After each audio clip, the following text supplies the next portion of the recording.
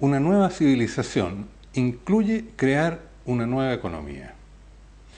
Entramos al tema reconociendo la existencia de múltiples y variadas iniciativas, experiencias y procesos orientados en direcciones que pueden converger hacia el proyecto de una nueva civilización y que pueden ser potenciados al proponérseles fines y objetivos más amplios y al integrarse conscientemente en el gran proyecto.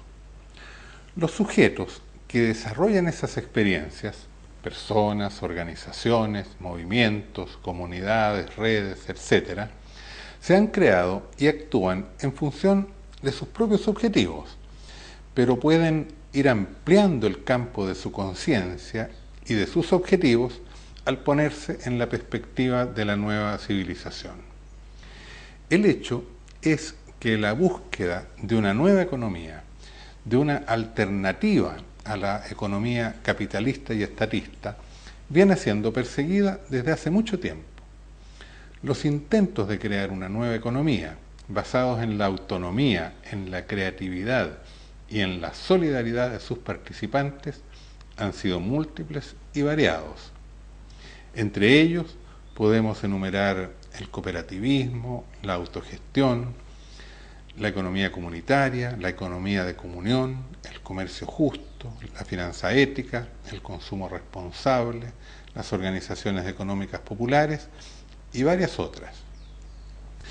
Esos movimientos han alcanzado ciertos niveles de desarrollo interesantes, son preciosos en cuanto testimonio de la posibilidad de una economía éticamente superior a la capitalista. Pero debemos reconocer que no han sido suficientes para superar el capitalismo y el estatismo, y en gran medida permanecen subordinados a las lógicas de la civilización moderna. Una pregunta que hay entonces que hacerse es la siguiente: ¿qué ha impedido su mayor desarrollo o qué límites les son inherentes, tales que no les ha sido posible configurar todavía una verdadera economía nueva y superior? La pregunta es importante, pues si se tratara de limitaciones externas, o sea, de obstáculos hasta ahora insaldables que les hayan puesto los poderes dominantes en la civilización moderna, podríamos concluir que ya disponemos de las nuevas formas económicas y que el problema consiste solamente en expandirlas y desarrollarlas, enmarcándolas en procesos transformadores más amplios que irían eliminando los obstáculos que esas experiencias han encontrado. Pero si se trata de limitaciones internas, de problemas que son propios de estas experiencias, que les han impedido su despliegue y expansión, estamos todavía ante la necesidad de encontrar respuestas mejores a la pregunta por los nuevos y superiores modos de hacer economía. No desconocemos que en muchas circunstancias las organizaciones económicas no capitalistas, cooperativistas y autogestionarias han enfrentado obstáculos puestos por la legislación y sobre todo por la elevada concentración capitalista en que se desenvuelve el mercado. Sin embargo, creo que puede afirmarse que en muchos países y condiciones estas experiencias han contado con amplio consenso moral respecto a la validez de sus objetivos y con suficiente apoyo del Estado y de las instancias gubernamentales que las han favorecido con sostén jurídico, privilegios tributarios, asistencia técnica y financiera. Entonces, nos orientamos a pensar que las limitaciones principales a su desarrollo debemos buscarlas en aspectos inherentes a su propio modo de organizarse, de relacionarse y de actuar.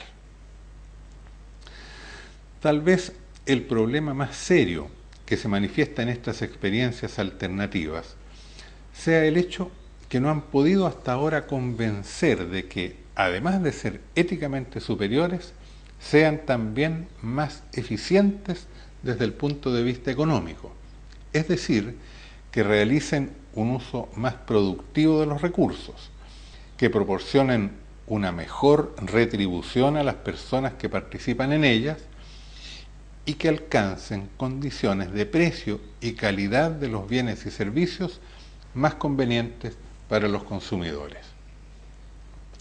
Para explicar y justificar esto, a menudo se hace el razonamiento que es preciso sacrificar un poco la eficiencia económica en orden a lograr una economía socialmente justa y éticamente más humana y con valores más elevados.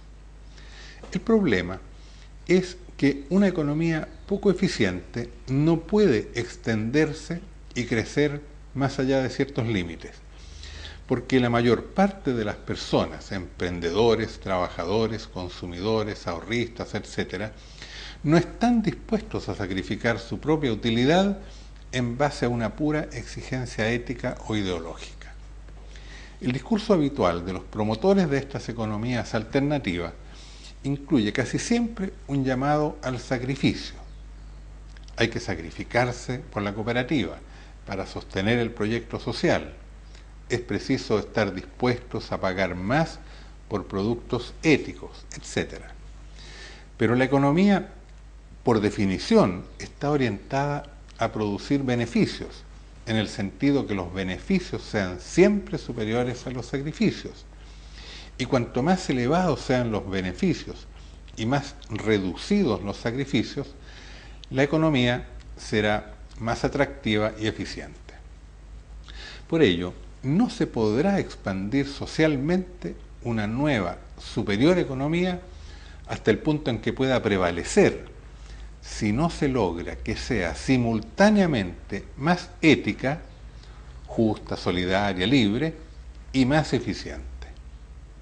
Hace años escribí un libro, Empresas de Trabajadores y Economía de Mercado, para comprender las razones del escaso éxito histórico de los proyectos económicos alternativos. Resumiré aquí las causas más importantes de esos límites. Primero, fundarse en concepciones no realistas sobre la naturaleza humana. En ciertos casos se supone que las personas son naturalmente generosas y solidarias, poniéndose escaso énfasis en la necesidad del desarrollo personal en términos de la creatividad, la autonomía y la solidaridad. En otros casos, se desconocen los legítimos intereses personales y familiares, partiendo de una visión colectivista de la sociedad.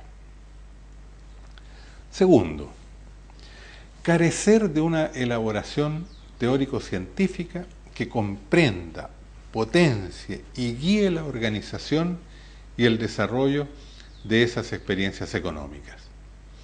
Es cierto que el cooperativismo, la autogestión, la economía comunitaria, el comercio justo, la finanza ética, el consumo responsable, etc., tienen concepciones y pensamientos que los guían, pero ellos son básicamente de tipo doctrinario o ideológico, normativo y ético, y no propiamente de ciencia económica, y menos aún que correspondan a aquella nueva estructura del conocimiento que hemos explicado antes, que es necesaria para iniciar la creación de una nueva y superior civilización. Tercero, permanecer atrapadas en los niveles primitivos de la ruptura, o sea, quedarse fuera, y del antagonismo, ponerse contra, respecto a las teorías y prácticas económicas de la economía moderna, sin elevarse hasta el indispensable nivel de la autonomía. Consecuencia de ello es que habitualmente esas experiencias se autodefinen en términos negativos en vez de afirmativos, como se aprecia en las expresiones sin fines de lucro, non-profit, no capitalista, y en el hecho de no reconocer el mercado como el lugar socialmente necesario en el cual hay que confrontarse con las otras formas de organización económica. Cuarto, Una cuestión particular que hasta ahora ha limitado y dificultado la creación de iniciativas económicas solidarias ha sido el privilegiar y enfatizar las organizaciones y actividades de producción y distribución por sobre las de consumo. De hecho, los principales procesos tendientes a crear una nueva economía comienzan habitualmente por crear iniciativas productivas, comerciales y financieras. Esto probablemente sea una herencia ideológica de matriz marxista, pensamiento que resalta y hace prevalecer en su concepción económica la producción y la distribución por sobre el consumo y la satisfacción de las necesidades humanas. Con todas estas consideraciones críticas, no estamos descalificando el cooperativismo, la autogestión, la economía comunitaria, la finanza ética, el comercio justo y tantas otras experiencias y movimientos afines.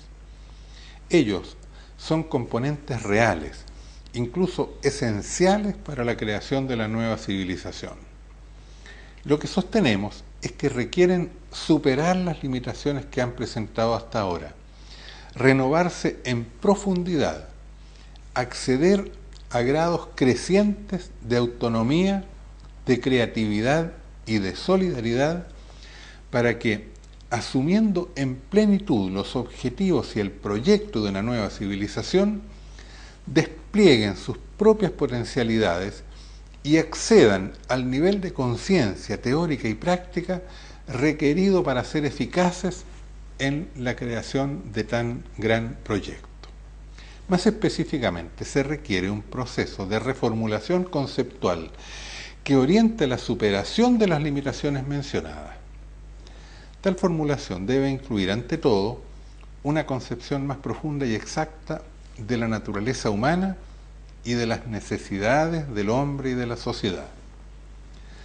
Se requiere también una elaboración de teoría económica comprensiva fundada en la nueva estructura del conocimiento que hemos indicado como propia de la creación de la nueva civilización y que permita comprender las racionalidades económicas propias de la nueva economía en los campos del consumo, de la distribución y de la producción.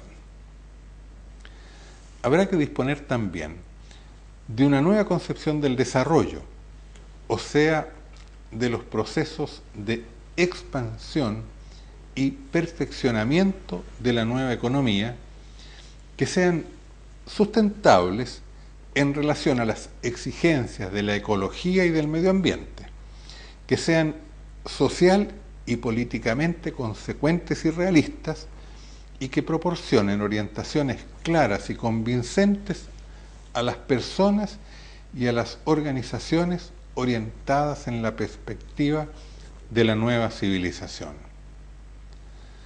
Lo iremos examinando en las próximas presentaciones.